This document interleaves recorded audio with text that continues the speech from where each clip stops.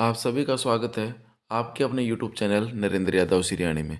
दोस्तों, शिक्षा grade third level second 6 से 8 सामाजिक अध्ययन का ये जो अपना राट पब्लिकेशन के माध्यम से वस्तुनिष्ठ प्रश्न बैंक आया था, इसका पूरा सॉल्यूशन हमारे YouTube चैनल के ऊपर करवाया जा रहा है। और इसका मुख्य उद्देश्य यही है कि अपनी वन लाइनर जो पुस्तक है वो और लास्ट टाइम के अंदर ये वीडियो आपके लिए बहुत ही महत्वपूर्ण साबित होने वाले हैं। तो दोस्तों, इसी क्रम के अंदर आज का हमारा टॉपिक है सिंधु घाटी सभ्यता। तो दोस्तों, बिना टाइम वेस्ट किए हुए हम अपने टॉपिक पे आते हैं। प्रश्न नंबर 1, भारतीय पुरातत्व सर्वेक्षण विभाग की स्थापना कब और किसने की? दोस्तों, सबसे पहले हम राइट आंसर की बात करेंगे, उसके बाद में अगर कुछ उसके अंदर समझाने लायक चीज़ें होंगी तो उसके बारे में हम बात करेंगे। तो इसका राइट आंसर आ जाएगा 1861 में अलेक्जेंडर कनिंघम ने, यानी कि सबसे पहले यानी 1861 के अंदर सर्वप्रथम अलेक्जेंडर कनिंघम के नेतृत्व में भारतीय पुरातत्व सर्वेक्षण विभाग की स्थापना की गई। इसी वजह से अलेक्जेंडर कनिंघम को भारतीय पुरातत्व का जनक भी कहा जाता है। अगला प्रश्न हमारा, हड़प्पा सभ्यता की खोज कब और किसने की? दोस्तों, हड़प्पा सभ्यता के अंतर्गत खोजा जाने वाला प्रथम स्थल हड़प्पा था और इसी वजह से प्रथम खोजे गए स्थल के आधार पर ही इस पूरी सभ्यता को हड़प्पा सभ्यता के नाम से भी जाना जाता है। तो इसकी खोज की थी 1921 के अंदर दयाराम साहनी ने। पूरी हड़प्पा सभ्यता की बात आए या फिर हड़प्पा नामक स्थल की बात आए तो यही आंसर आएगा कि 1921 के अंदर दयाराम साहनी ने हड़प्पा की खोज की थी, जो रावी नदी के तट पर स्थित है। अब यहाँ पर अगला प्रश्न बनता है कि हड़प्पा सभ्यता की खोज के समय भारतीय पुरातत्व सर्वेक्षण विभाग के महानिदेशक कौन थे? तो भाई, जॉन मार्शल इस समय भारतीय पुरातत्व सर्वेक्षण विभाग के महानिदेशक थे और इन्होंने 1924 के अंदर विश्व के सामने सिंधु घाटी सभ्यता की खोज की घोषणा की थी। अब अपने को इसमें ये कंफ्यूज नहीं होना है कि जॉन मार्शल है वो 1924 के अंदर भारतीय पुरातत्व सर्वेक्षण विभाग के महानिदेशक बने थे। 1905-6 के आसपास सर जॉन मार्शल है वो भारतीय पुरातत्व सर्वेक्षण विभाग के इसके महानिदेशक बन गए थे। लेकिन प्रश्न यही बनता है कि हड़प्पा सभ्यता की खोज के समय भारतीय पुरातत्व सर्वेक्षण विभाग के महानिदेशक कौन थे? तो इसमें राइट आंसर आ जाएगा सर जॉन मार्शल। जबकि पुरातत्व विभाग के जनक की बात आएगी, यानी पहले इसके महानिदेशक की बात आएगी, तो राइट आंसर आएगा अलेक्जेंडर कनिंघम। आगे बढ़ते हैं हम। प्रश्न नंबर 3, हड़प्पा सभ्यता के बारे में असुमेलित या कौन सा कथन गलत है? हमने एक प्रश्न के अंदर बहुत सारे प्रश्न शामिल करने की कोशिश की है। चलो देखते हैं कौन सा असुमेलित है यानी गलत है। सर्वप्रथम खोजा गया शहर हड़प्पा और दूसरा खोजा गया शहर मोहनजोदड़ो, बिल्कुल सही है। सबसे पहले हड़प्पा नामक स्थल की खोज हुई थी 1921 में दयाराम साहनी के नेतृत्व में, और दूसरा खोजा गया स्थल मोहनजोदड़ो था 1922 के अंदर राखलदास बनर्जी द्वारा। ऑप्शन सी, हड़प्पा सभ्यता का सबसे बड़ा स्थल लोथल। दोस्तों, ये गलत है, क्योंकि हड़प्पा सभ्यता का सबसे बड़ा स्थल है वह राखीगढ़ी है, हिसार के अंदर, हरियाणा के अंदर। ऑप्शन डी, आज़ादी के बाद सर्वाधिक खोजे गए स्थल गुजरात से, आज़ादी के बाद सर्वाधिक स्थल गुजरात से खोजे गए हैं। तो अगर राखीगढ़ी की बात की जाए तो राखीगढ़ी सिंधु सभ्यता का सबसे बड़ा स्थल है जो हिसार हरियाणा में स्थित है। इसकी खोज 1969 के अंदर सूरज भान ने की थी और इसका उत्खनन 1997-99 के अंदर अमरेंद्रनाथ द्वारा करवाया गया था। दोस्तों, सुबह सुबह मुझे ज़्यादा प्रॉब्लम होती है साइनस की। चलो आगे बढ़ते हैं हम। प्रश्न नंबर 4, हड़प्पा और मोहनजोदड़ो को एक साम्राज्य की जुड़वा राजधानी किसने कहा था? हड़प्पा और मोहनजोदड़ो को एक साम्राज्य की जुड़वा राजधानी कहा था स्टुअर्ट पिगट ने। अगला प्रश्न हमारा प्रश्न नंबर 5, हड़प्पा सभ्यता के संबंध में कौन सा कथन असत्य है यानी गलत है? हड़प्पा की जो संस्कृति थी वो कांस्य युगीन संस्कृति थी, बिल्कुल सही है। हड़प्पा काल के अंदर तांबा और टिन को मिला के और कांसे का निर्माण किया जाता था। तो जितने भी बर्तन औजार वगैरह जो भी मिले हैं वो सभी कांसे निर्मित है, यानी तांबा और टिन को मिला के बनाए गए थे। ऑप्शन नंबर बी, सभ्यता ग्रामीण। दोस्तों, ये गलत है, क्योंकि हम जानते हैं कि हड़प्पा सभ्यता है वो एक शहरी सभ्यता है, जबकि आपने जो वैदिक सभ्यता है वह एक ग्रामीण सभ्यता है। ऑप्शन सी, लिपि। अपनी यहाँ इसकी सिंधु घाटी सभ्यता की लिपि चित्राक्षर है, बिल्कुल सही बात है, जिसके अंदर चित्र अंकित हैं। इस लिपि को अब तक पढ़ा नहीं जा सका है। और सबसे बड़ा इस लिपि का अगर चिन्ह की बात की जाए तो धोलावीरा से सबसे बड़े चिन्ह मिले हैं। और आकृति त्रिभुजाकार, दोस्तों बिल्कुल सही है। स्टार्ट के अंदर इसकी आकृति त्रिभुजाकार ही है, वर्तमान के अंदर बताते हैं कि विषम चतुर्भुजाकार है। लेकिन देखो, अपने को सामान्य फैक्ट के साथ में जाना है तो इसकी आकृति आएगी कैसी? इसकी आकृति आएगी त्रिभुजाकार। हड़प्पा सभ्यता एक शहरी सभ्यता थी जिसका क्षेत्रफल लगभग 13 लाख वर्ग किलोमीटर था। वर्तमान के अंदर तो और भी ज़्यादा 15-16 लाख के आसपास बताया जाता है, लेकिन मैंने अभी आपको बताया कि अपने को कॉमन फैक्ट के साथ में जाना है। प्रश्न नंबर 6, हड़प्पा सभ्यता के अफगानिस्तान में स्थित स्थल कौन से थे? राइट आंसर आ जाएगा अपना ऑप्शन नंबर सी, सोर्तुगई और मुंडिकाक। ये दो स्थल अफगानिस्तान से प्राप्त हुए हैं, अफगानिस्तान में स्थित है, हड़प्पा सभ्यता से संबंधित। और दोस्तों, नहरों के जो साक्ष्य मिले हैं वो हमें सोर्तुगई और मुंडिकाक से ही मिले हैं। अगला प्रश्न हमारा प्रश्न नंबर 7, हड़प्पा सभ्यता स्थल के संबंध में कौन सा असुमेलित है, यानी कौन सा स्थान है वह कहाँ पर स्थित है, इस संबंध में कौन सा असुमेलित है?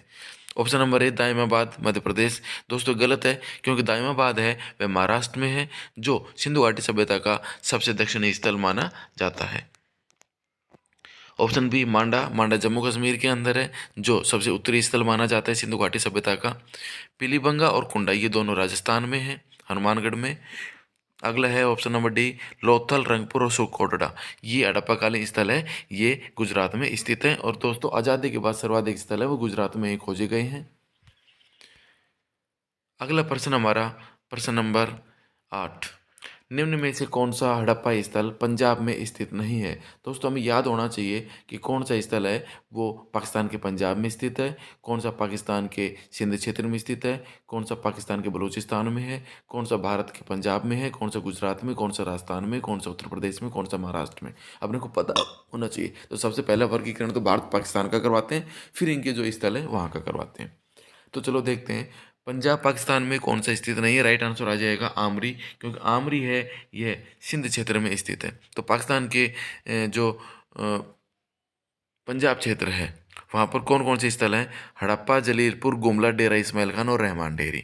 अगला प्रश्न है प्रश्न नंबर 9, निम्न में से कौन सा हड़प्पा स्थल सिंध पाकिस्तान में स्थित नहीं, यानी पाकिस्तान के सिंध क्षेत्र में स्थित नहीं है?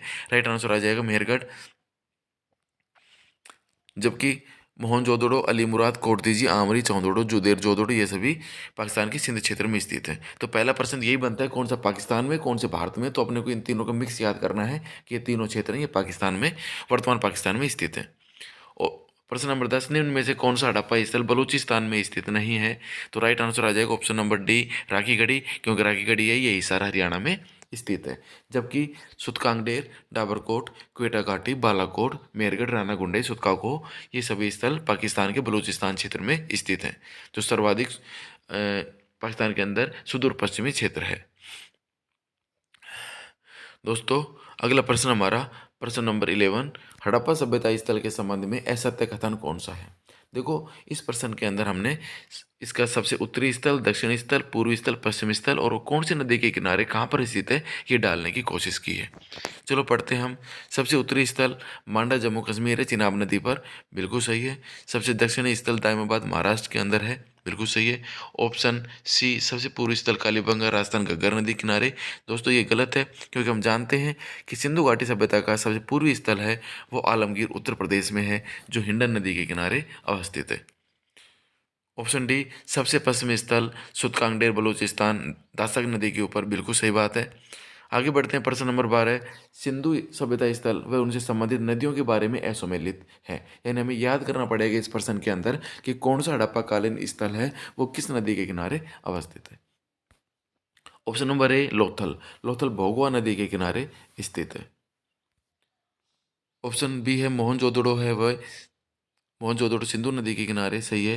कालीबंगा घग्गर नदी के किनारे, और रोपड़ है वो व्यास नहीं, रोपड़ का राइट आंसर आएगा रोपड़ सतलज नदी के किनारे अवस्थित है। तो लोथल भोगवा, मोहनजोदड़ो सिंधु, कालीबंगा घग्गर, रोपड़ व्यास नदी के किनारे। मांडा चिनाब, कालीबंगा घग्गर और कालीबंगा घग्गर और ये सुतकांगडेर ये दासक नदी के किनारे। ये कुछ अपने को याद करने हैं। आगे बढ़ते हैं हम, प्रश्न नंबर 13, हड़प्पा सभ्यता की जानकारी के मुख्य स्रोत क्या हैं? दोस्तों, हर वंश हर साम्राज्य की जानकारी के स्रोत होते हैं कि उनकी जानकारी हमें कहाँ से मिलती है। तो हड़प्पा सभ्यता की जानकारी के जो मुख्य स्रोत हैं वो पुरातात्विक स्रोत हैं, जबकि वैदिक सभ्यता की जानकारी के स्रोत हैं वह साहित्यिक स्रोत हैं, वेद उनकी जानकारी के मुख्य स्रोत हैं। मौर्य काल की बात की जाए तो मौर्य काल के अंदर भी साहित्यिक स्रोत भी हैं और पुरातात्विक स्रोत भी हैं अशोक्याभिलेख के रूप में। तो हमें हर वंश की हर सभ्यता की जानकारी के स्रोत की जानकारी होनी चाहिए। हड़प्पा सभ्यता की जानकारी के साहित्यिक स्रोत नहीं है, क्योंकि उस समय की भाषा लिपि को नहीं पढ़ा जा सका है। तो इसमें राइट आंसर आ जाएगा पुरातात्विक स्रोत। और हड़प्पा सभ्यता की जानकारी के सबसे महत्वपूर्ण पुरातात्विक स्रोत की बात की जाए तो इसमें राइट आंसर आ जाएगा मोहरें। यानी जो मोहर होती थी वो लंबी दूरी के संपर्कों को सुविधाजनक बनाने के लिए उनका प्रयोग किया जाता था, और उनसे ही हमें विभिन्न प्रकार की जानकारी प्राप्त होती है। मोरों के बारे में आगे प्रश्न आएंगे, उनके बारे में हम विस्तार से देखेंगे। अगला प्रश्न हमारा प्रश्न नंबर 14, हड़प्पाई मोरों के संबंध में असत्य कथन कौन सा है, कौन सा कथन गलत है वो हमें छांटना है। ऑप्शन ए, अधिकांश मोहरें सेल खड़ी से निर्मित है, यानी सेल खड़ी एक पत्थर है, उससे अधिकांश मोहरें बनी हुई है, बिल्कुल सही बात है। सर्वाधिक मोहरें हड़प्पा से प्राप्त हुई है, दोस्तों ये गलत है, क्योंकि सर्वाधिक मोहरें हैं वो मोहनजोदड़ो से प्राप्त हुई है। जबकि सर्वाधिक अभिलेख युक्त मोहरों की बात आएगी तो आएगा राइट आंसर हड़प्पा, यानी सर्वाधिक मोहरें मोहनजोदड़ो से प्राप्त हुई हैं, जबकि अभिलेख युक्त मोहरों की बात की जाए तो वो सर्वाधिक हड़प्पा से प्राप्त हुई है। ऑप्शन सी, मोहरों पर सर्वाधिक अंकन पीपल व एक सरंगी पशु का मिलता है, यानी यूनिकॉर्न, बिल्कुल सही है। मोहरें सामान्यतः आयताकार और वर्गाकार होती थी, ये भी बिल्कुल सही है। तो इसकी व्याख्या देख लेते हैं कि सर्वाधिक मोहरें तो हमें मोहनजोदड़ो से प्राप्त हुई है, जबकि सर्वाधिक अभिलेख युक्त मोहरें हैं वह हड़प्पा से प्राप्त हुई है।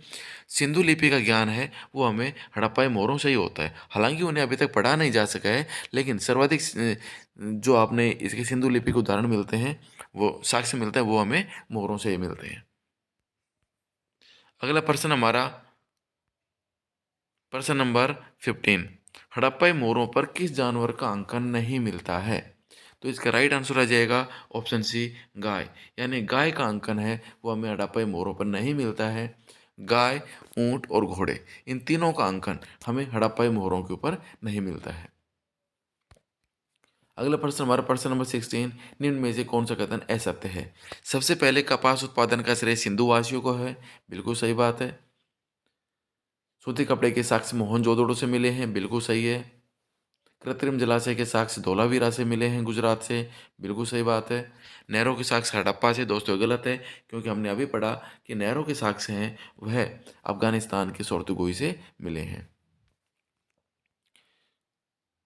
अगला प्रश्न हमारा, हड़प्पाई लोगों का विशेष प्रिय पशु कौन सा था। तो राइट आंसर आ जाएगा कुबड़ वाला सांड। जिस प्रकार से वैदिक सभ्यता के अंदर सबसे प्यारा पशु, सबसे प्रिय था वह घोड़ा था, उसी प्रकार से हड़प्पाई लोगों का सबसे विशेष जो इनका पशु था वह कुबड़ वाला सांड था।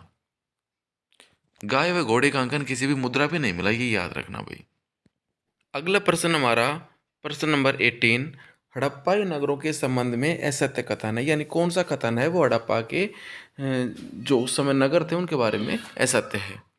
ऑप्शन ए, हड़प्पाई नगर सामान्यतः दो भागों के अंदर विभक्त थे, बटे हुए थे, बिल्कुल सही बात है।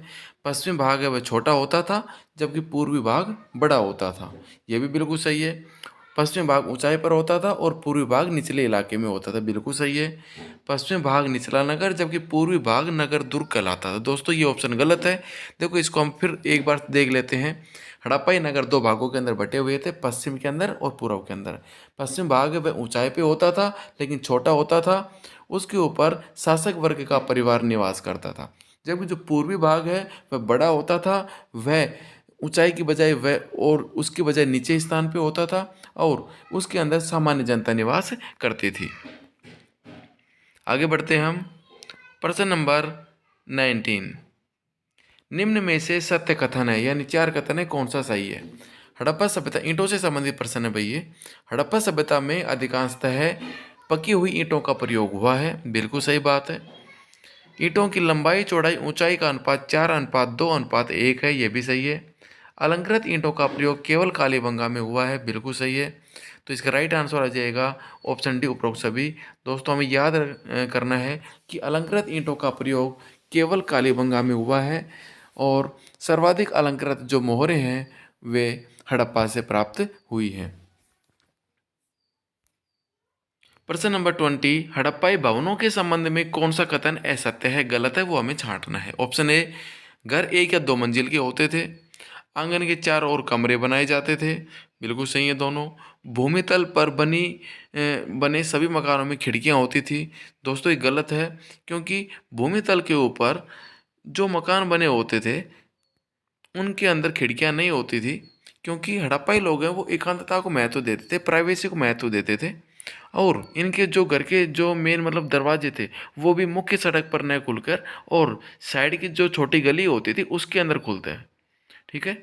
और मुख्य द्वार भी इस हिसाब से होता है कि घर के आंगन का कोई सीधा अवलोकन नहीं कर सके। ऑप्शन डी, प्रत्येक घर में स्नान घर व छत पर जाने हेतु सीढ़ियाँ थी, तो बिल्कुल सही है। घर के अंदर कुआं भी उसके अंदर मिला है, कुएं के साक्ष्य भी मिले हैं, स्नान घर मिला है, छत पर जाने के लिए सीढ़ियाँ होती थी, एक या दो मंजिल के घर होते थे, चारों ओर कमरे बनाए जाते थे, है ना। ये सारी चीज़ें आ जाएंगी। आगे बढ़ते हैं। प्रश्न नंबर 21। हड़प्पा सभ्यता में सड़कों व नालों के संबंध में असत्य कथन कौन सा कथन गलत है? सड़कें व गलियां ग्रिड पद्धति पर बनाई गई थी, यानी एक दूसरे को वो समकोण पर काटती थी। दुकानदारों के लिए सड़कों के दोनों ओर चबूतरे बने हुए थे, बिल्कुल सही बात है। उन चबूतरों के ऊपर दुकानदार अपनी दुकानें लगाते थे। मुख्य नाले को चूना पत्थर की पट्टिका से ढका जाता था, दोस्तों सही है। छोटी गलियों के अंदर नालियाँ होती थी, वो नालियाँ आके और जो मुख्य सड़क के दोनों ओर जो नाले बनाए हुए होते थे उनके अंदर आके मिलती थी। और चौड़े ये जो नाले होते थे मुख्य नाले, इनको चूने पत्थर की पट्टिकाओं से इनको ढका जाता था। और ऑप्शन डी, सड़कें एक दूसरे को त्रिकोण पर काटती थी, दोस्तों ये गलत है, क्योंकि हमने पढ़ा कि सड़कें व गलियां हैं वो ग्रिड पद्धति पर बनाई गई थी। सड़कें एक दूसरे को समकोण पर काटती थी। सभी सड़कें हैं वो पूर्व से पश्चिम और उत्तर से दक्षिण दिशा में होती थी और समकोण पर काटती थी। अगला प्रश्न हमारा प्रश्न नंबर 22। मोहनजोदड़ो के स्नानागार के संबंध में कौन सा कथन गलत है? दोस्तों स्नानागार बहुत महत्वपूर्ण इनका सार्वजनिक स्थल है, अनुष्ठानिक स्थल है, धार्मिक महत्व के लिए उनका काम में लिया जाता था, तो इसके बारे में हम देखते हैं। ऑप्शन ए, मोहनजोदड़ो का सबसे महत्वपूर्ण सार्वजनिक स्थल है वह स्नानागार था, बिल्कुल सही बात है। लेकिन अगर मोहनजोदड़ो के सबसे बड़े स्थल की उसके माल निर्माण स्थल की बात आएगी तो उसके अंदर स्नानागार का नाम नहीं आकर उसके अंदर अन्नागार का नाम आएगा। अन्नागार वहाँ की सबसे बड़ी इमारत थी। लेकिन सबसे बड़ा सबसे महत्वपूर्ण सार्वजनिक स्थल पूछे तो अपने को यहाँ पर स्नानागार देना है। ऑप्शन बी, यह एक गोलाकार जलाशय था, दोस्तों ये गलत है, क्योंकि ये गोलाकार नहीं बल्कि यह एक आयताकार जलाशय था। ठीक है। ऑप्शन उसके बाद में ऑप्शन नंबर सी देखते हैं। जलाशय में जाने हेतु उत्तर और दक्षिण भाग में सीढ़ियाँ थी, बिल्कुल सही है। और इसकी लंबाई चौड़ाई और इसकी गहराई है वो क्रम से 39, 23 और 8 फीट थी। सारे ऑप्शन सही हैं। एक बार फिर दोबारा से इसको देख लेते हैं। एक तो स्नानागार है, ये मोहनजोदड़ो का सबसे महत्वपूर्ण सार्वजनिक स्थल है। ये आयताकार जलाशय था और पानी का रिसाव रोकने के लिए प्लास्टर के ऊपर चारकोल की परत चढ़ाई गई थी। और इसका उपयोग है वह धर्मानुष्ठान संबंधी स्नान के लिए किया जाता था। भाई जैसे कोई विशेष त्योहारों के ऊपर कोई स्नान करते हैं ना, तो उस टाइप के अंदर इसका इस्तेमाल होता था। उत्तर और दक्षिण भाग के अंदर इसके अंदर जाने के लिए सीढ़ियाँ होती थी, चारों साइड कुछ कमरे भी बने होते थे। और इसके अंदर ही साइड में एक कुआं था जिससे इस जलाशय के अंदर पानी की आपूर्ति की जाती थी। इसकी लंबाई चौड़ाई और गहराई का अनुपात 39 फुट 23 फुट और 8 फुट इनकी लंबाई चौड़ाई और गहराई थी इसकी। आगे बढ़ते हैं हम प्रश्न नंबर 23। मोहनजोदड़ो की सबसे विशाल इमारत कौन सी थी? तो राइट आंसर आ जाएगा अन्नागार। अगला प्रश्न हमारा प्रश्न नंबर 24। भारत में मूर्ति पूजा का प्रारंभ कब हुआ था? तो राइट आंसर आ जाएगा इसका सिंधु सभ्यता में। दोस्तों हमने पढ़ा कि सिंधु घाटी सभ्यता के अंदर मूर्ति का निर्माण आरंभ हो गया था। मूर्ति पूजा के साक्ष्य मिले हैं लेकिन मंदिर के अवशेष नहीं मिले, जबकि वैदिक सभ्यता के अंदर न मंदिर और न मूर्ति। सिंधु सभ्यता की अगर बात की जाए तो यहाँ पर मूर्ति पूजा के साक्ष्य मिले हैं लेकिन मंदिर के साक्ष्य नहीं मिले। हड़प्पा सभ्यता के लोग हैं वो मातृ देवी की पूजा करते थे, परम पुरुष, नेचर की, वृक्ष की, जल, लिंग, योनि आदि की पूजा ये करते थे। अगला प्रश्न हमारा प्रश्न नंबर 25। निम्न में से सही कथन का चुनाव कीजिए, यानी कि कौन सा कथन सही है। हड़प्पा सभ्यता में विशाल महल और मंदिर होते थे, दोस्तों ये गलत है, क्योंकि वहाँ पर मंदिर के साक्ष्य तो बिल्कुल मिले ही नहीं है और न महल। ऑप्शन बी, युद्ध में घोड़ों द्वारा खींचे गए रथों का प्रयोग करते थे, बिल्कुल गलत बात है। घोड़े के साक्ष्य हैं उनको ही अब तक सही ढंग से स्वीकार नहीं किया जा सका है। हालांकि कुछ स्थानों से घोड़े के दांत वगैरह, उनकी भूसे वगैरह कुछ मिले हैं, लेकिन अब भी अगर कॉमन रूप से देखे जाए तो घोड़े के जो साक्ष्य हैं उनको भाई घोड़े के अस्तित्व को स्वीकार नहीं करते हैं।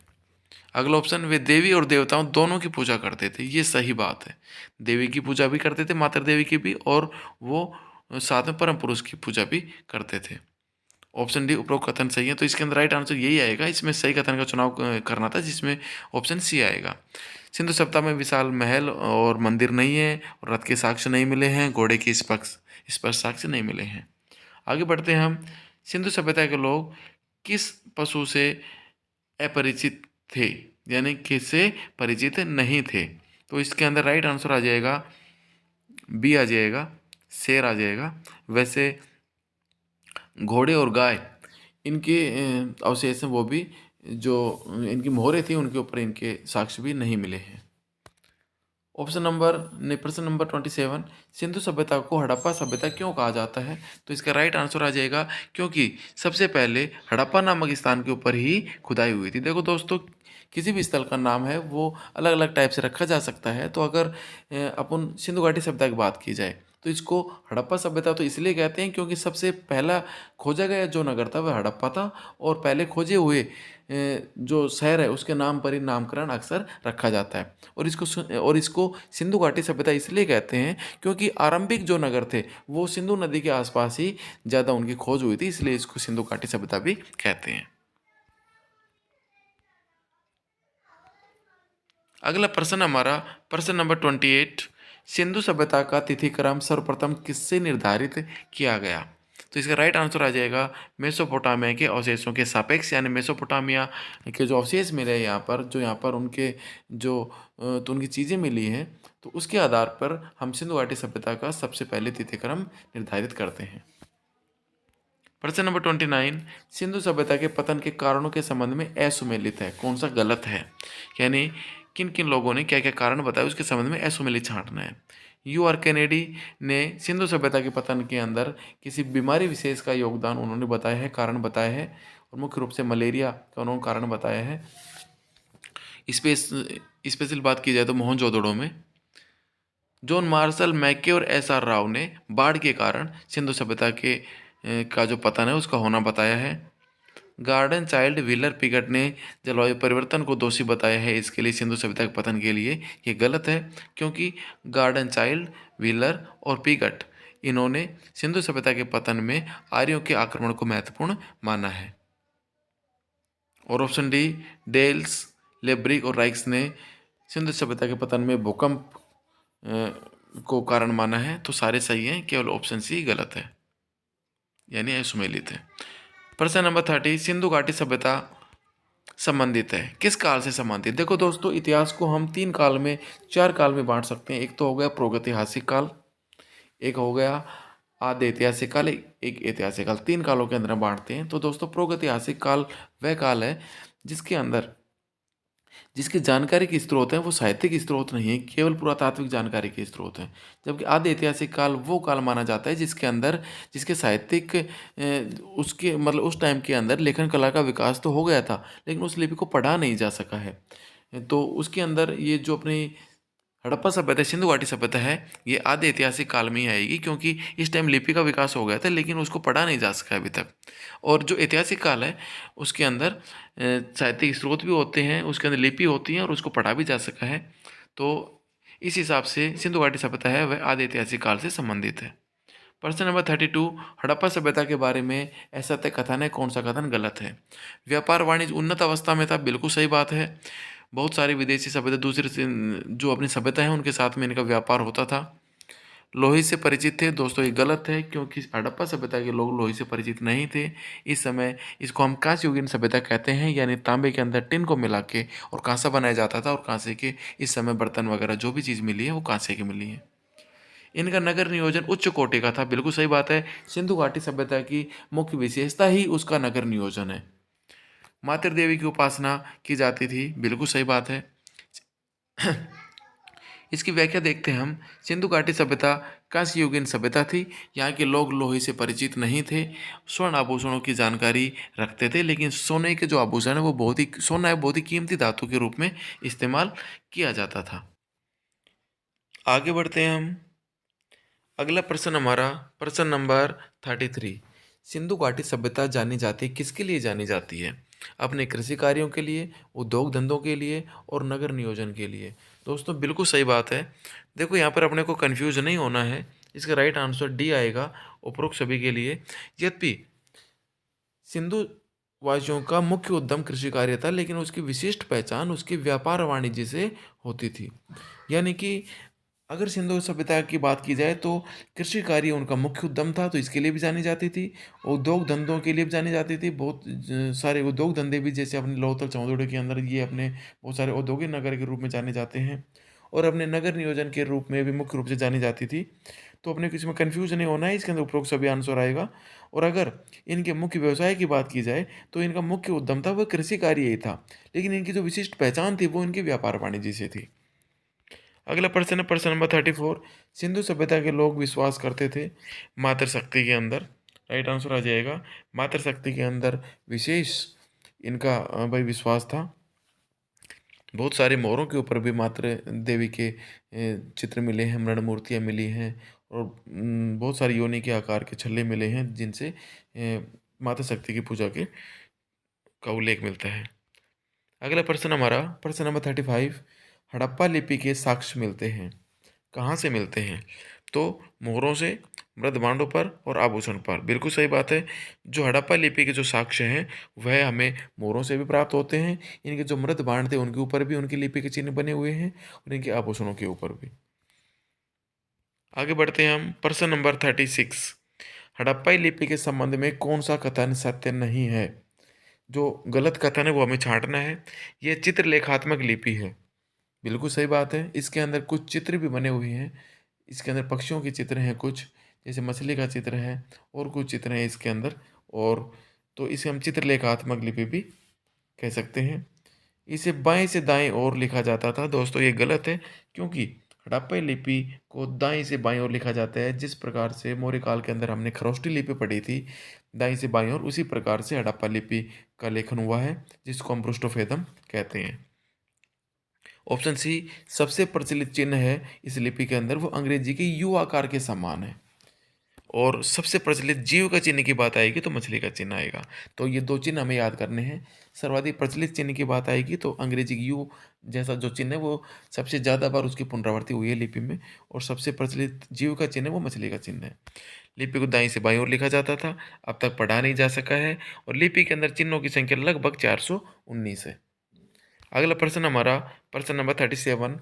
जॉन मार्शल ने किसे तत्कालीन विश्व का एक आश्चर्यजनक निर्माण बताया? तो राइट आंसर आ जाएगा हमारा स्नानागार, यानी मोहनजोदड़ो का जो स्नानागार है उसे जॉन मार्शल ने, जो हड़प्पा सभ्यता की खोज के समय भारतीय पुरातत्व सर्वेक्षण विभाग के महानिदेशक के पद पर कार्यरत थे, इन्होंने तत्कालीन विश्व का एक आश्चर्यजनक निर्माण बताया है।